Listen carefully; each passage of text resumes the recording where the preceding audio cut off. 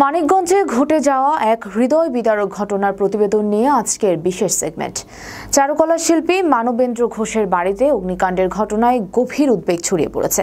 এই ঘটনার সুষ্ঠু তদন্তে জেলা প্রশাসকের পক্ষ থেকে গঠিত হয়েছে 6 সদস্যের তদন্ত কমিটি, যার প্রধান করা হয়েছে অতিরিক্ত জেলা প্রশাসক নাজমুল হাসান খানকে। এই কমিটি 3 কর্মদিবসের মধ্যে রিপোর্ট জমা দেবে।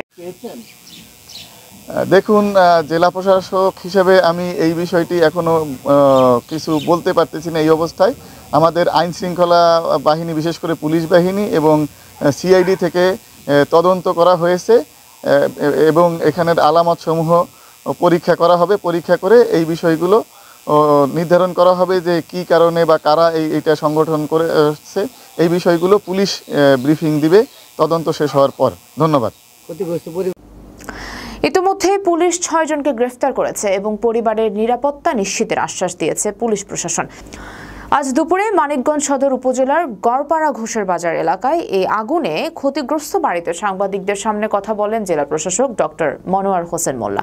তিনি জানান, ক্ষতিগ্রস্ত পরিবারকে পুনর্বাসন এবং অপরাধীদের আইনের আওতায় আনা হবে। শিল্পী মানবেন্দ্র ঘোষ বলেন, আমরা চাই নিরাপত্তা নিশ্চিত হোক এবং কেউ যেন বিনা অপরাধে গ্রেফতার না হয়। প্রশাসনের দৃষ্টি আকর্ষণ করছে। মোহাম্মদ মুস্তাফিজুর রহমান, অতিরিক্ত DIG crime management, doctor Monowar Hossain Molla, যুগ্ম সচিব ও জেলা প্রশাসক মানিকগঞ্জ। জেলা প্রশাসক ডক্টর মনোয়ার হোসেন মোল্লা শিল্পী মানবেন্দ্র ঘোষকে নগদ 20,000 টাকা অনুদান প্রদান করেন। প্রশাসন জানিয়েছে, এই ঘটনার সঙ্গে জড়িতদের দ্রুত শনাক্ত করে আইনানুগ ব্যবস্থা গ্রহণ করা হবে।